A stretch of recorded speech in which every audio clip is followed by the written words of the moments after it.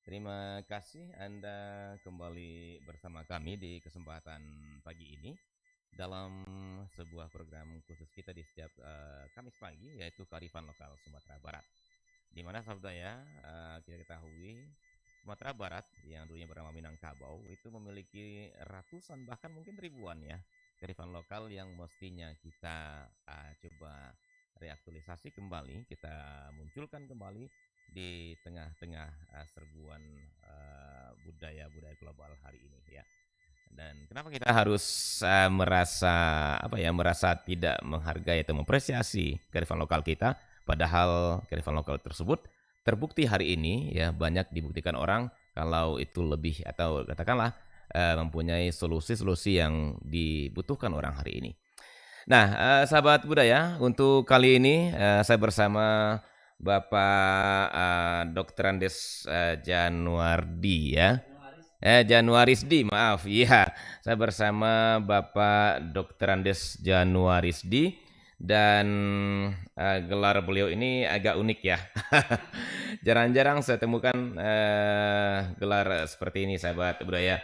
Ada M.Lis nama gelar beliau. Hanya 10 di Indonesia. Hanya 10 di Indonesia, Pak Pak Didi ya.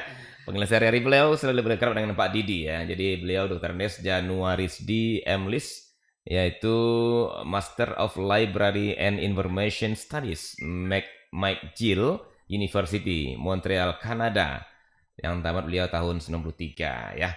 Dan S1 beliau di FPBS IKIP Padang ya, Fakultas Pendidikan Bahasa dan Seni IKIP Padang tahun 84.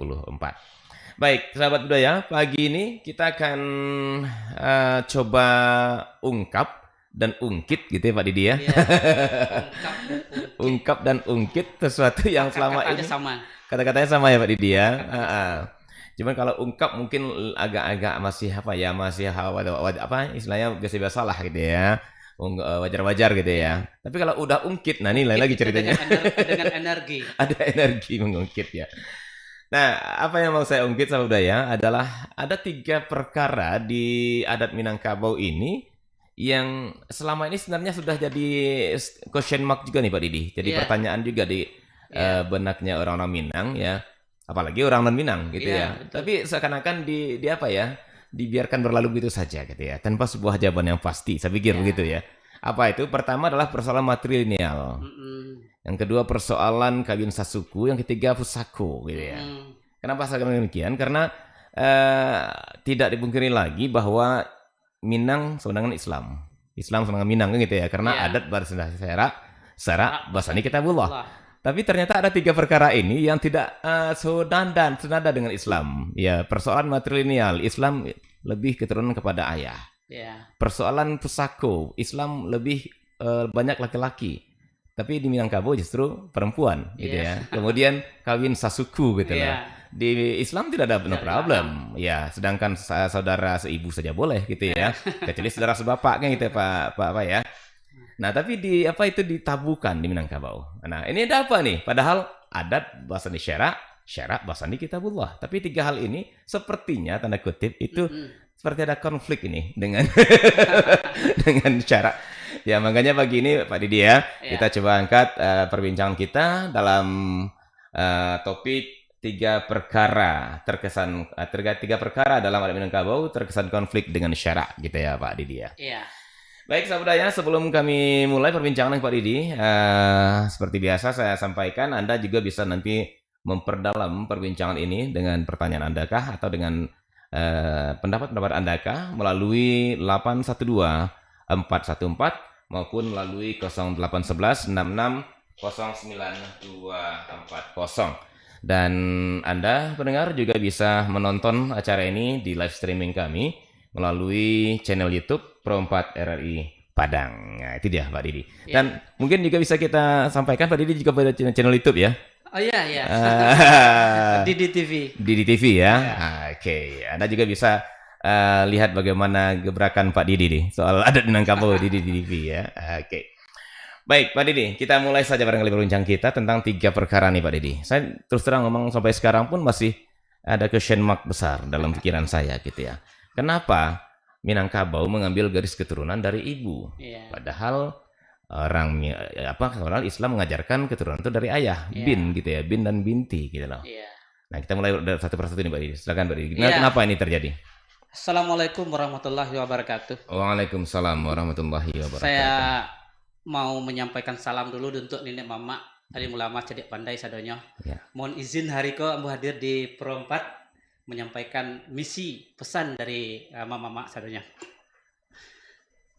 Ambo ingin mengulang apa yang disampaikan oleh Pak Adit tadi itu bahwa sepertinya dibiarkan saja berlalu seperti itu. Sebenarnya yang terjadi itu adalah iyo pandai bana akarangi. Menyosok darah dalam daging. Iya.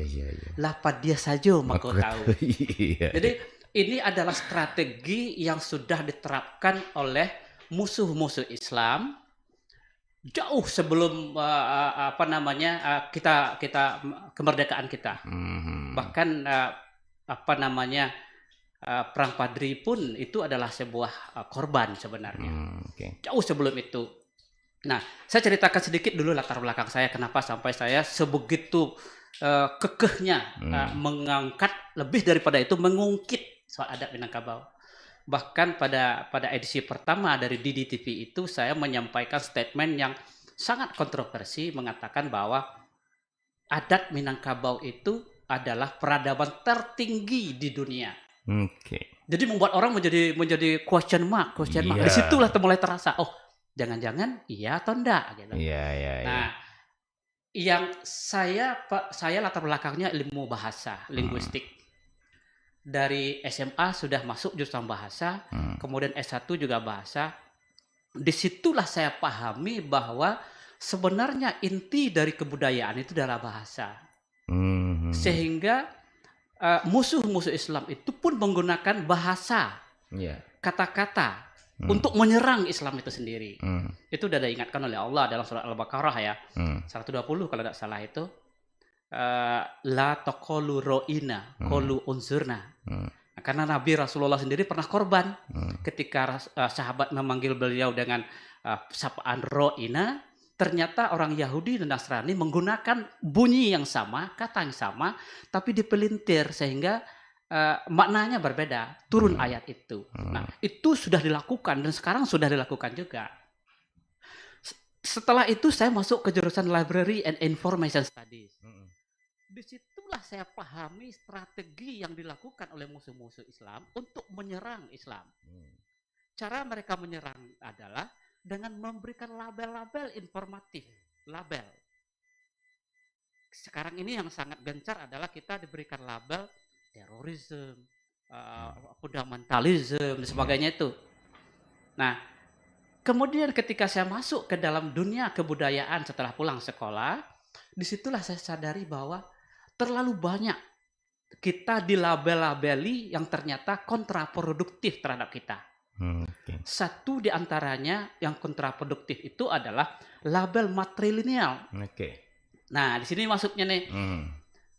Setelah saya pahami, masuk hampir semua nagari di Minangkabau. Selama 4 tahun lebih saya berpetualang dari satu negara ke negara lain. Nenek mama alim ulama Cedek Pandai tidak kenal dengan istilah konsep matrilineal. Yang menggunakan konsep matrilineal ini adalah kalangan akademisi. Mereka pun mengutip copy paste dari apa yang dilakukan oleh orientalis barat yang mengkaji tentang Minangkabau, Islam dan Timur. Mereka beri label Minangkabau itu materialisme. Jadi sehingga ada kesan. Tadi kan kesan Pak Adit bilang ada kesan konflik dengan Islam. Iya, betul. Padahal materialisme ini mereka definisikan sendiri sebagai sistem yang menganut garis keturunan ibu. Nah, setelah saya tanyakan pada nenek mama, sebenarnya apa yo awak kok mengikut garis keturunan ibu? Dari awal sebelum sajak Gunung Merapi sekadang talui, awak tak pernah menganut garis keturunan ibu. Keturunan itu sudah jelas dari bapak. Di Minangkabau mengikuti garis keturunan bapak. Ketika masuk Islam, makanya awak bernasab ke bapak. Nah, yang ibu itu adalah sistem pengelompokan sosial. Awak berkelompok berkaum menurut garis suku ibu. Ya. Jadi bukan matrilineal seperti yang didefinisikan oleh orientalis Barat. Nah, karena begitu gencarnya publikasi dari mereka, sehingga kita seperti tidak mempersoalkan istilah matrilineal, matriarka, segala macamnya itu, dan kita menggunakan definisi yang mereka buat. Padahal yang hakikat yang sebenarnya Minangkabau tidak matrilineal, tapi Minangkabau itu mengikuti, berkelompok, berkaum, bersuku, mengikuti suku ibu, suku Mande, suku ibu, nah, bukan mengikuti garis keturunan ibu. Nah, banyak teman-teman mengatakan itu kan cuma istilah-istilah. Benar bahwa substansi dari sebuah istilah itu sudah menyimpang dari hakikat yang kita lakukan. Nah, itu yang perlu kita pahami semuanya. Nah, itu soal matrilineal ya. Iya. Lalu ada yang bertanya juga, apakah kalau begitu kita tidak punya hubungan dekat dengan kaum bapak? Itu juga terbalik pemahaman. Kita malah lebih kuat dengan bapak jadinya, karena untuk hubungan dengan bapak ada semacam konsep Minangkabau yang tidak ada di mana-mana, yang kita sebut dengan bako. Bako itu kan kekal. Ya. Hubungan kita dengan ayah itu kekal. Nah, sehingga konsep bako itu diterapkan di Minangkabau. Hampir semua upacara siklus kehidupan mulai dari kelahiran sampai kematian, itu bako mempunyai peran penting. Dilibatkan. Mulai dari bahkan ketika meninggal kalau belum sampai bakonya belum bisa dia apa-apain gitu. Begitu pentingnya bako. Nah, gitu kira-kira Pak Adit untuk membuka untuk matrilineal ini ya. Baik Pak Didi. Sepertinya ini sudah mulai kelihatan semburat cahaya fajarnya nih ya. Nah, saya karena bicara dengan seorang YouTuber, jadi akhirnya saya juga kebawa bahasa puitis gitu ya. Ya, artinya apa? Bahwa selama ini memang jadi tanda tanya ya, matrilineal itu keturunan berdasarkan garis keturunan ibu gitu ya. Terus Islam itu jelas-jelas keturunan ayah, tapi Minangkabau matrilineal itu memang. Nah, jadi ternyata ada sebuah historical event ya, ada kejadian sejarah nih Pak Didi ya yang sudah lewat. Tapi yang mesti kita mau mempertegas, Pak Didi tadi sampai mengatakan bahwa Minangkabau itu keturunan ayah gitu ya, bukan keturunan ibu. Nah, tetapi kalau begitu Pak Didi, kenapa selama ini itu apakah terlihat ya dan juga dirasakan keseharian, sepertinya si anak itu lebih cenderung dan lebih dekat ke ibu dan keluarga ibunya sendiri gitu loh, ke ibu dan keluarga ibunya maksudnya. Kalau ibu mungkin udah lumrah, tapi lebih dekat keluarga ibunya, sehingga itu dikatakan dunsana kanduang begitu ya. Sementara keluarga ayah dikatakan hanya bako, bukan dunsana. Nah, ini artinya kan ada sebuah kecenderungan yang lebih dekat ke ibu. Apakah ini tidak juga pengaruh dari yang dianggap keturunan tadi Pak Didi? Saya katakan dianggap tadi ya, karena Pak Didi mengatakan tidak keturunan. Gimana tuh Pak Didi? Iya, benar. Anak-anak Minangkabau itu merasa lebih dekat secara emosional ke keluarga ibu. Ini sebenarnya tidak terlepas dari pengalaman hidup. Karena apa? Karena orang laki-laki Minangkabau, bapaknya itu tinggal dan hidup dalam lingkungan ibunya. Sehingga anak-anak ini pun dari kecil pun tinggal dalam lingkungan ibu. Oke. Nah, logis. Jadi karena hidup dalam lingkungan kaum ibu, suku ibu, mereka tentu merasa lebih dekat dengan kaum ibu. Sebenarnya disitulah kearifan yang luar biasa nenek moyang Minangkabau melahirkan konsep bako itu. Bako itu ada yang menyebutkan istilahnya, bako itu mungkin asal katanya adalah bakal. Mungkin juga ya, boleh kita analisis asal usul. Tapi memang kalau bahasa Arabnya bako itu sendiri kekal ya. Kekal. Tapi bukan bako, bukan bako berarti bako gitu ya. Jadi kekal. Jadi artinya hubungan antara seseorang manusia dengan bapaknya itu kekal. Nah, untuk mengabadikan itu, untuk mengimplementasikan itu, makanya ratusan ya upacara-upacara adat itu yang bako. Bahkan kalau di Solo itu arak bako itu serius luar biasa. Pakai bawaan-bawaan yang tinggi Pak Didi ya. Betul. Jadi orang mau menikah malam sebelumnya ada malam babako. Iya. Nah, ketika anak lahir itu diantarkan ke rumah bako. Nanti bakonya mengantarkan lagi ke rumah ibunya. Baik. Nah, ini ada pertanyaan juga Pak Didi. Ya, saya teringat tadi Pak Didi kalau ibu itu hanya kelompok sosial ya. Basuku gitu ya. Basuku. Saya juga pernah baru belakangan ya saya dapat pencerahan juga dari salah seorang yang eksis budaya juga ternyata Minangkabau itu basuku kamande banasap ka bapak. Persis itu ya Pak Didi ya. Basuku kamande banasap ka bapak. Nah, tapi terus terang ini mungkin tidak begitu familiar. Ya. Dalam artian belum begitu tersosialisasi untuk seluruh kalangan di Sumatera Barat ini. Mungkin hanya di kalangan akademisi kah, di kalangan budayawan kah. Terus terang Pak Didi karena saya juga mendengarnya baru dari beberapa tahun yang lalu gitu. Nah, ini perlu kita dudukan Pak Didi. Apa itu maksud basuku dan apa itu maksud banasap Pak Didi? Dan apa kira-kira peran masing-masing ini apakah saling sejajar atau tinggi rendah ini Pak Didi ya? Nah, dan kemudian kenapa basuku itu ke ibu? Kenapa nggak langsung aja ke ayah?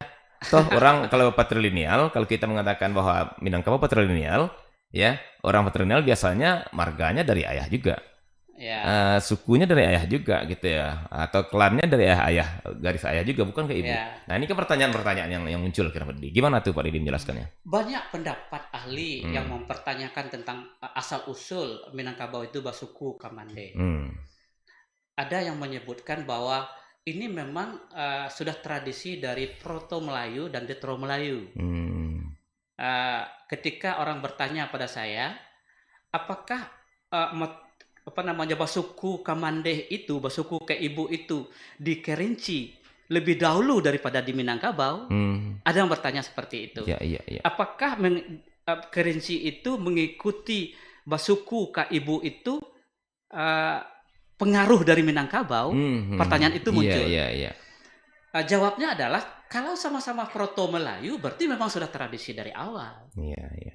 Nah, artinya ketika nenek moyang kita masuk ke Pulau Paco lah namanya, waktu itu belum ada Sumatera ya, Nusantaranya belum ada. Masuk ke sini itu memang sudah menganut sistem berkelompok ke ibu ya.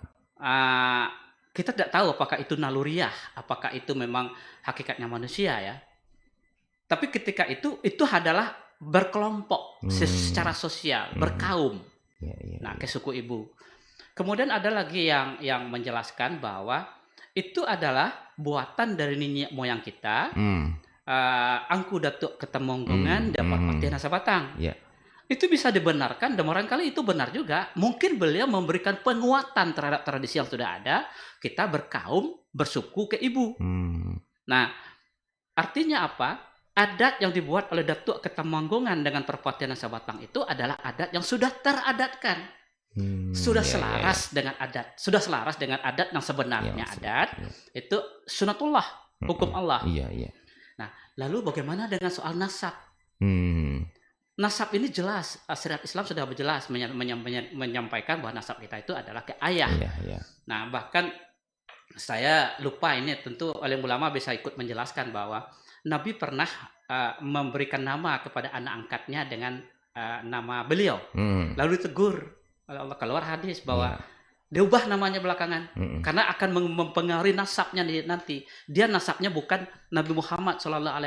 Nah, lalu anak angkat beliau ini diubah namanya. Itu ada hadis yang riwayat menceritakan itu. Artinya apa? Syariat Islam tegas menyampaikan bahwa garis keturunan nasab itu adalah dari ayah. Ini ada keterkaitannya dengan hak waris nantinya. Kaitannya dengan pusako nanti ada kaitannya. Betul. Jadi sistem ini terkait. Betul. Dan kalau kita coba hubungkan juga nih dengan proses biologis, memang setahu saya nih Pak Didi, Ya, itu kan benih dari bapak gitu ya, ya betul. mau membuahi telur pada ibu gitu ya. Ya betul. Jadi logis sekali ketika keturunan itu dari ayah gitu ya. Agama Dari lain juga begitu. begitu ya. meyakini. Nah itu dia. Jadi tapi kenapa selama ini kesannya ya, atau saya yang kurang turun ke lapangan kurang tahu, tapi kenapa di Minangkabau itu lebih cenderung bicara suku dan suku, tidak pernah bicara nasab gitu ya, tidak pernah keluarga ayahnya. Kalau nasab itu biasa kan ada keluarga ayahnya Pak Budi ya. Misalnya keluarga ayahnya ini gitu ya, tapi hanya bicara suku dan suku, sehingga setiap ketemu, suku kamu apa gitu ya, suku kamu apa ya, tidak pernah tanya nasab kamu di mana kan gitu ya, atau siapa gitu ya. Nah ini kenapa lagi nih, pengaruh dari mana lagi nih Pak Didi? Ya, akhir-akhir ini ada pernyataan dari teman-teman yang bukan orang Minangkabau, menyatakan begini, mungkin benar juga kita gitu. Orang Minangkabau itu kalau dibilang tidak beragama, tidak bagamuang dah, tidak terasa benar menusuk ke dalam jantung hatinya. Tapi kita sebut anda beradai. Iya. Ini kok bisa menjadi persoalan. Iya. Artinya bisa cakap kempuang gitu ya. Ya, cakap kempuang nih kalau sebut anda beradai. Iya. Nah, artinya orang Minangkabau itu lebih kental dengan adat. Bukan artinya mereka tidak kental dengan agama. Iya. Ini kan topik baru menarik nih. Oke. Iya, menarik. Benar tuh. Saya akui. Sampai kita kan angdak baradai. Kalau itu istilah di Minang itu udah bisa parang negari gitu ya. Apa nih nak mudo nak baradai. Ya, itu udah luar biasa. Padahal kalau ditanya pun kepada mereka, adat itu apa dan apa-apa aja mereka kenal, mungkin tidak begitu dikenali. Jadi akhirnya dari fakta ini saya melihat apa ya, ada semacam penanaman nilai atau katakanlah kebanggaan kepada adat itu sendiri di Minangkabau ini dahulunya, tapi hanya sebatas itu saya lihat batas kebanggaan euforia seperti itu Pak Didi. Kenapa? Karena isi-isi adat sendiri mereka nggak begitu paham. Ini Pak Didi. Ya. Yang membuatnya terjadi gap ya antara pemahaman orang tentang adat dengan sebenarnya adat adalah definisi adat yang dibuat oleh orientalis, dibuat oleh Barat ini. Mereka kata adat itu sendiri kan bukan bahasa Minang. Iya. Dan masuknya ke Minangkabau itu pun baru sebenarnya. Melabeli apa yang dilakukan oleh Minangkabau itu adat gitu. Nah, selama ini kita kan mendefinisikan adat itu adalah sebuah tradisi, kebiasaan-kebiasaan yang diwariskan secara turun-temurun. Iya. Tidak tertulis, yang kemudian disepakati sebagai hukum aturan dalam masyarakat. Itu definisi yang dibuat oleh Barat. Dan kita mengatakan ya pula dan dikutip oleh banyak profesor. Dan yang doktornya dia mengutip juga. Tentu yang doktorandusnya juga ngutip itu pula. Masyarakat juga mengatakan itu. Padahal pemahaman Minangkabau tentang adat itu bukan itu. Bukan itu, oke. Bukan itu. Saya pegang itu. Makanya masyarakat adat di Minangkabau itu bukanlah sebuah kebiasaan yang turun-temurun dan disepakati secara bersama. Jadi apalagi nih adat di Minangkabau Pak Didi. Kita akan lanjutkan ya Pak Didi ya. Boleh. Oke. Namun kita istirahat jenak, sahabat belia. Anda akan kami ajak terus mencoba berinteraksi dengan Pak Didi nanti. Silakan di 812414 atau 081166 09290. Baik, kami akan kembali bersama Anda dalam Kearifan Lokal Sumatera Barat.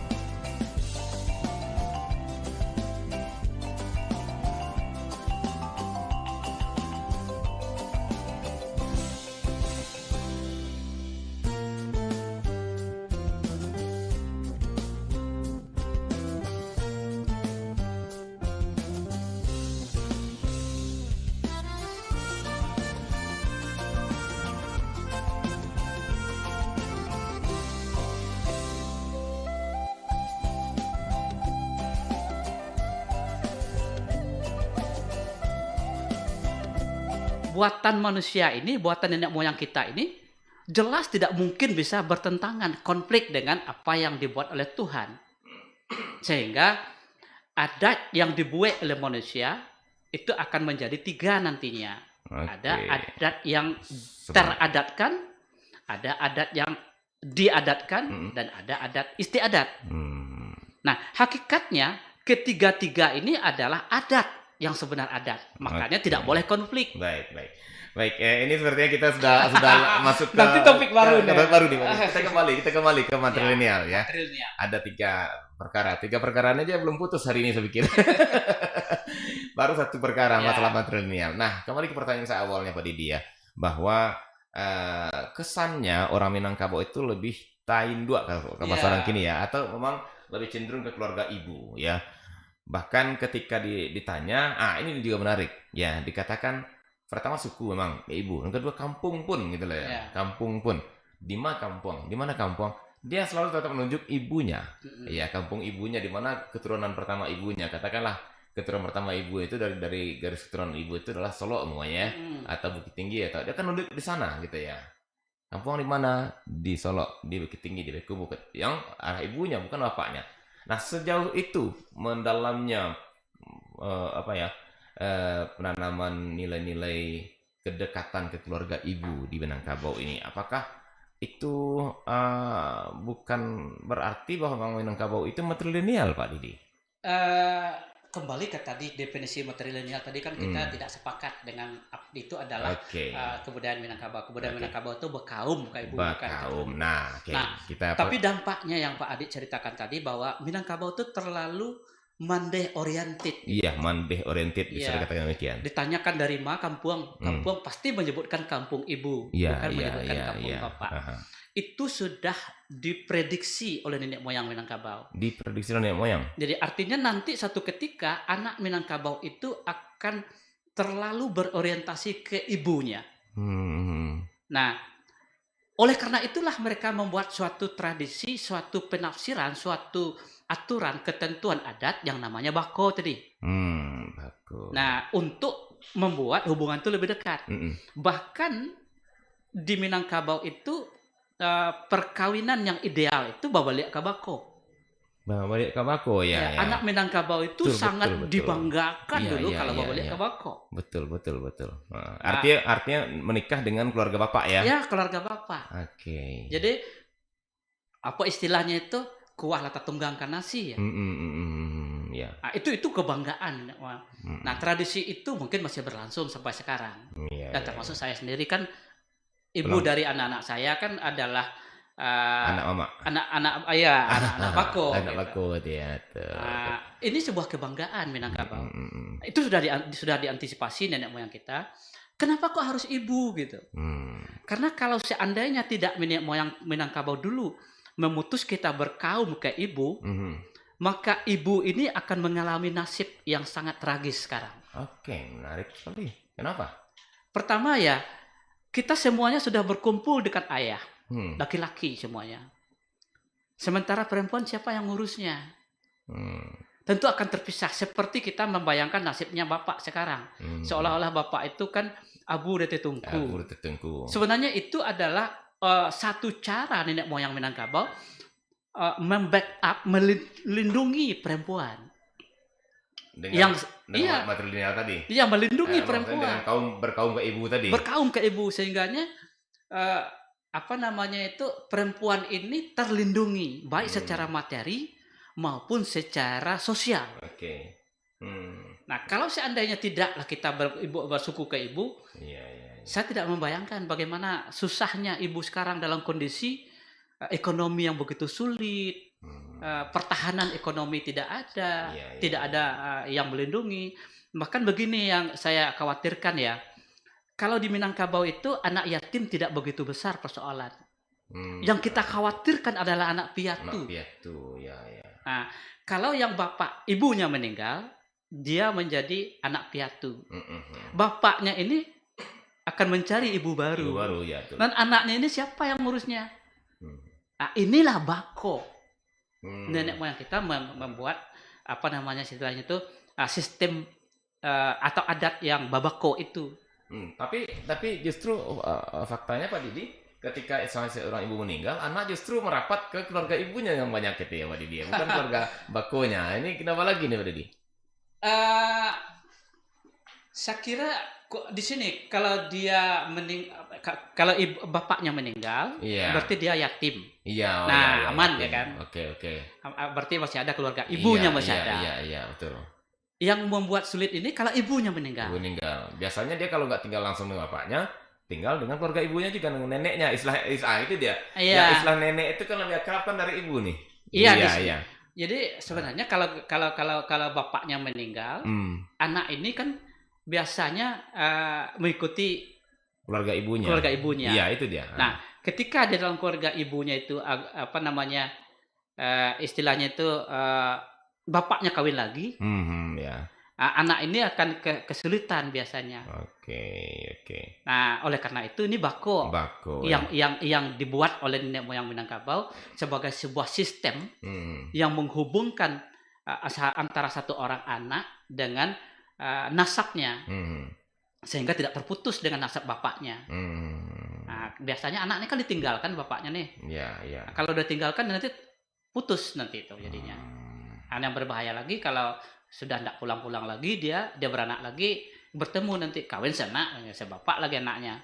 Iya bahaya. Nah, itulah makanya dibuat oleh nenek moyang Minangkabau itu dengan sistem bako. Babako ya. Artinya ada peran keluarga ayah Pak Didi sangat besar ya. Dan itu dibesarkan. Bahkan dalam perkawinan pun ada upacara selain tradisi babako tadi itu ya. Malam babako itu ya. Oke. Nah, itu menunjukkan sebenarnya apakah itu menunjukkan sebenarnya memang Minangkabau itu patrilineal sebenarnya? Ya sebenarnya kita tidak tepat menggunakan istilah patrilineal. Oh iya, oke. Jadi banasab ke bapak gitu ya. Karena kalau kita gunakan label mereka nanti mereka yang membuat definisi itu sendiri. Kita terjebak di situ. Baik. Ini mungkin ada ruang diskusi khusus ini tentang istilah matrilineal tanda kutip dan patrilineal tanda kutip gitu ya. Baik, saya kembali ke persoalan lagi matrilineal bukan. Ibu tadi ada basuku kan ya Pak Didi ya, banasab. Nah, kalau banasab ini pertama jarang-jarang didengar di Minangkabau. Banasab ini hanya di kalangan tertentu barangkali. Karena jangan sampai banasab dia. Tapi yang jelas satu. Nah, sekarang basuku. Kenapa pula di Minangkabau itu bukan hanya satu suku? Dan gitu Pak Didi ya. Kalau dia jelas-jelas hanya yang penting kan dari ibunya ya sudah sukunya. Pokoknya orang Minang itu dianggap dari ibunya, dia ke ibunya dekat gitu ya.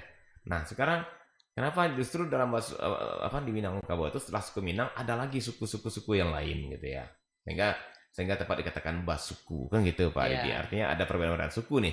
Jadi si A ini basuku ke ibunya yang suku A, si B ini basuku ke ibunya yang suku B dan seterusnya. Kalau nggak ada perbedaan suku mungkin nggak suku namanya beribu aja kan gitu ya Pak Didi. Nah tapi kenapa ini sampai ada seperti itu Pak Didi? Jadi itu berawal dari dua lareh Minangkabau itu sebenarnya asalnya dua lareh walaupun kemudian ada Visangsi Kaliutan ya. Jadi lareh itu lareh Bodi Caniago, Koto Piliang. Dari dua lareh itu aliran adat yang sebenarnya sama-sama menganut garis suku ibu. Garis suku ibu. Seperti kita pahami, seperti kita kenal bahwa Datuk Ketemanggungan dan Perpatian Sabatang kan satu ibu berbeda bapak. Oh iya betul. Nah ini kaitannya nanti tuh satu ibu berbeda bapak. Oke. Nah lalu mereka mengembangkan sistem adat yang berbeda. Ya. Namun perbedaan itu sebenarnya bukan perbedaan yang fundamental. Satunya otokrasi, satunya demokrasi lah kayak istilah-istilah sekarang. Ya. Nah, dari situlah lahir 4 lareh tadi itu, 4 suku tadi itu. Suku Bodi, suku Caniago, suku Koto dan suku Piliang. Nah, ketika negeri ini berkembang, masyarakat ini bertambah banyak, mereka kan melakukan migrasi kemana-mana. Nah, sebentar dulu kita potong. Kan ada 4 suku muncul ya Pak Didi ya, dan itu dari pihak ibu. Ya. Ibu. Kenapa ada empat jadi empat juga? Sementara mereka kan hanya dua nih, Ya, ya dua orang dan dari ibu yang sama bahkan gitu ya. ya. Nah, kenapa empat yang muncul? Apakah juga ada empat ibu di kala itu atau gimana Pak Didi? Ya, tidak ada rujukan yang menyebutkan mereka 4 ibu. Hmm, Ibu satu. ibu satu ya. Ya. Heeh. Tapi Lalu, kenapa muncul empat suku itu? Ada Bodi, Caniago, Koto, dan Piliang kan nah, kalau nggak salah ya. karena memang jumlah masyarakat ketika itu sudah mulai berkembang. Hmm, Nah, untuk mendirikan sebuah nagari, syarat yang paling pentingnya adalah nagari berampe suku. Sampai suku. Oh, Jadi gitu. bisa mendirikan sebuah nagari Ya. karena terjadi migrasi kemana-mana sudah berkembang sampai ke rantau, mendirikan nagari itu harus ada 4 suku sekurang-kurangnya.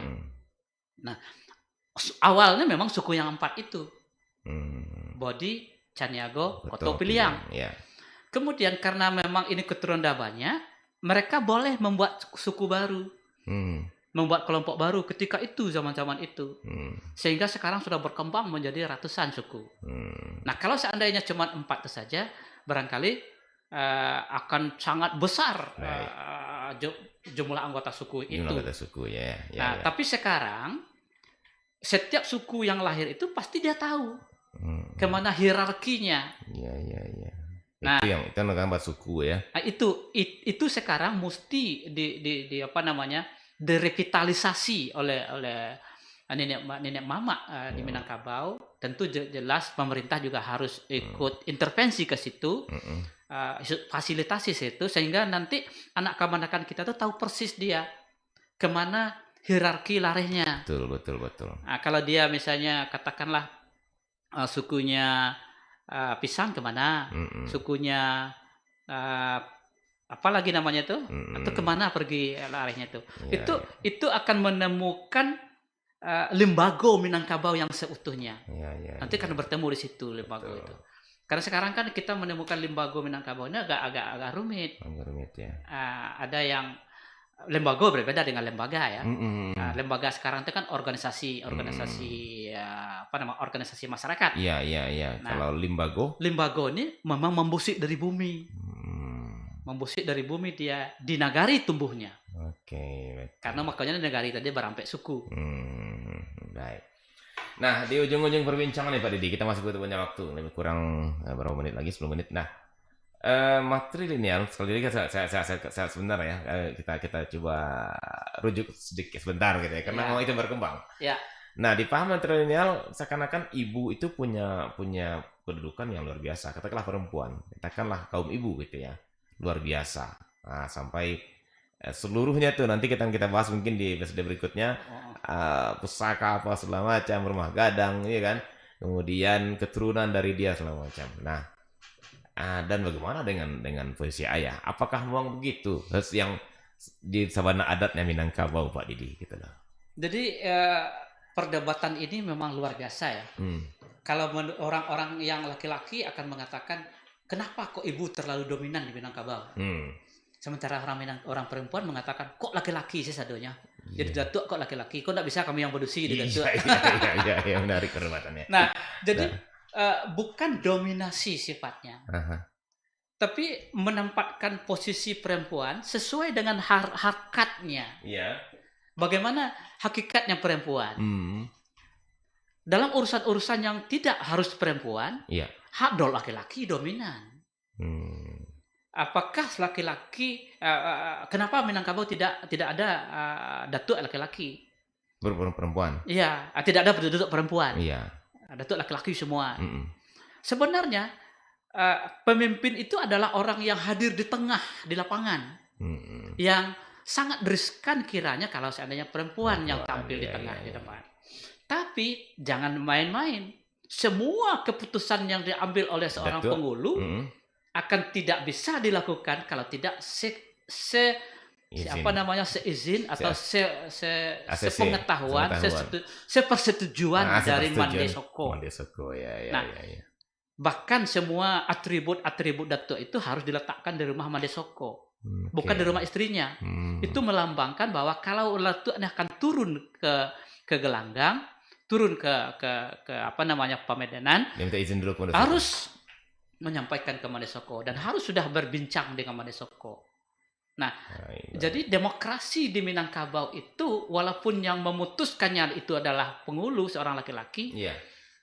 tapi sebelumnya harus sudah selesai dengan pembicaraannya dengan kaum perempuan. Masukan dan keterlibatan pendapat perempuan didengarkan di sana. Sangat. Sangat Bahkan didengarkan.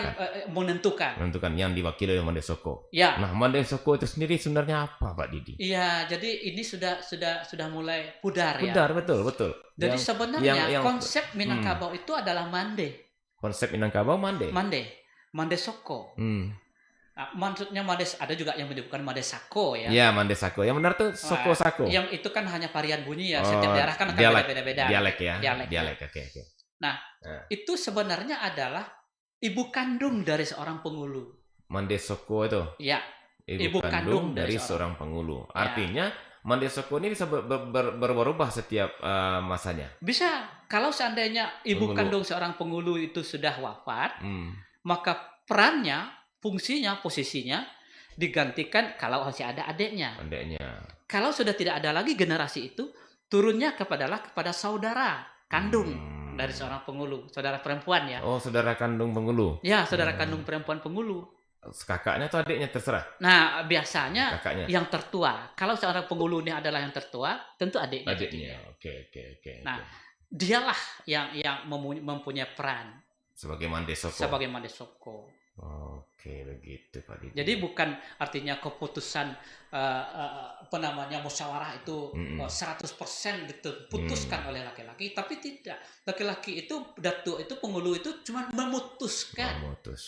Biang Nangka Putih itu ya memang pengulu yang memutuskannya. Baik. Tapi apa yang diputuskan itu sudah selesai. Baik. Jadi sebagai pengunci terakhir nih Pak Didi. Basuku ka ibu, banasab ka ayah.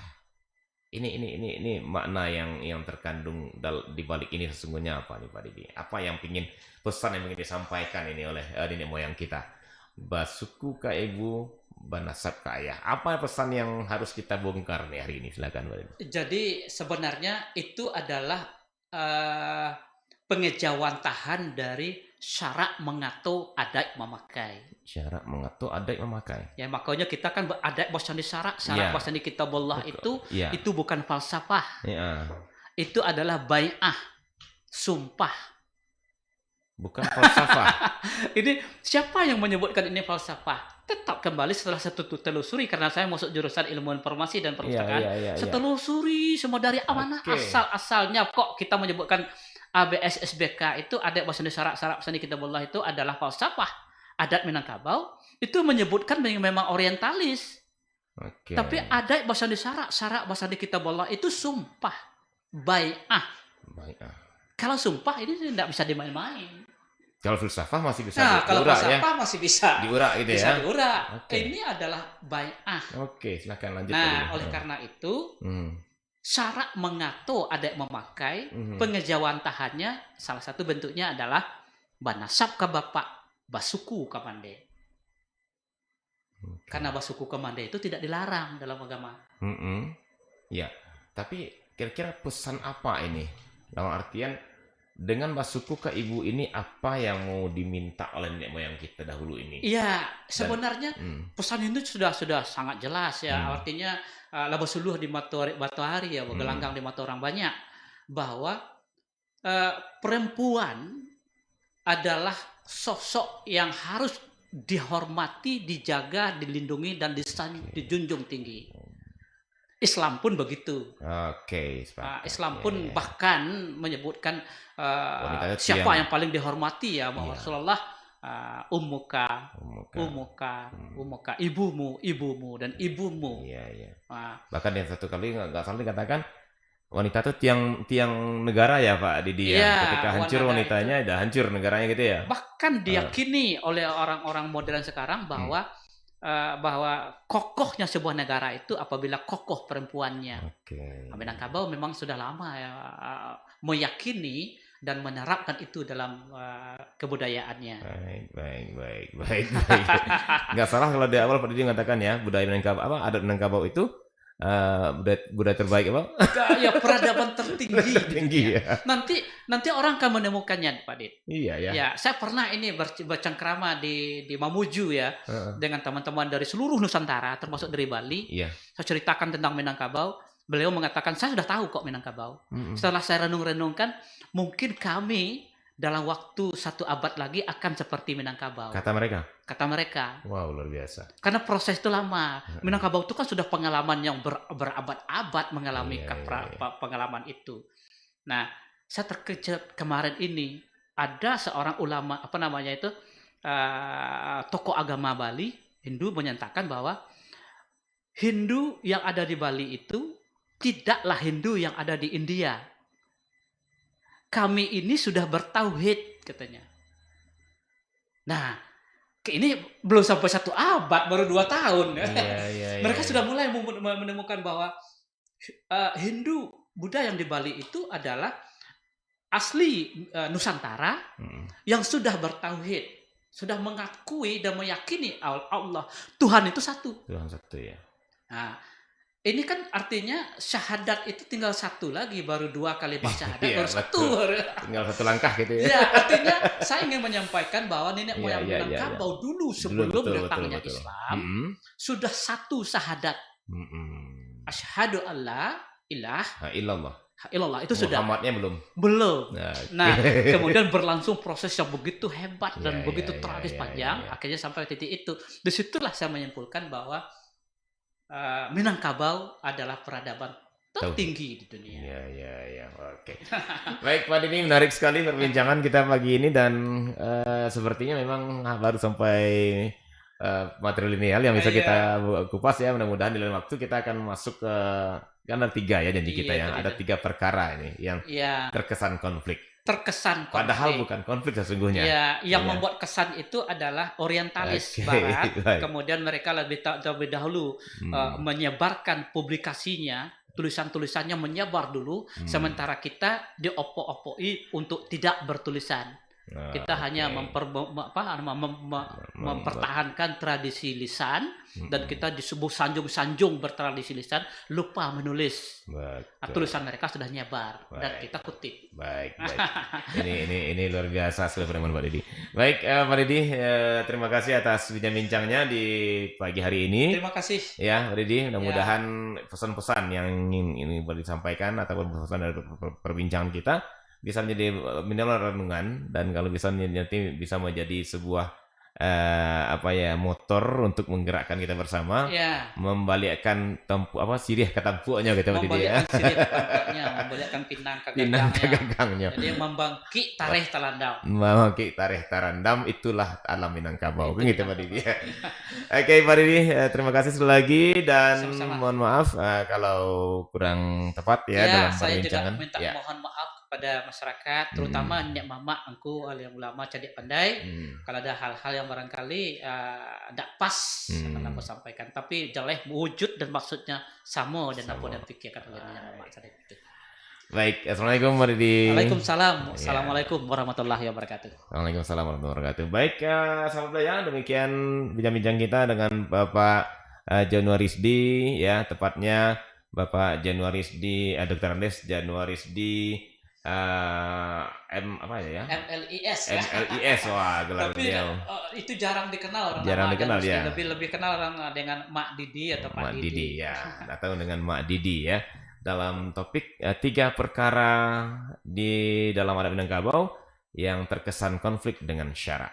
Ya, terkesan konflik dengan syarak. Baru material yang kita bahas. Mudah-mudahan lain waktu kita akan masuk ke 2 perkara berikutnya tentang pusako dan kawin sasuku. Iya, insya Allah. Akhirnya saya bersama Mak Didi mohon pamit dari ruang dengar Anda sahabat budaya dan sampai jumpa di Kerevan Lokal berikutnya. Assalamualaikum warahmatullahi wabarakatuh.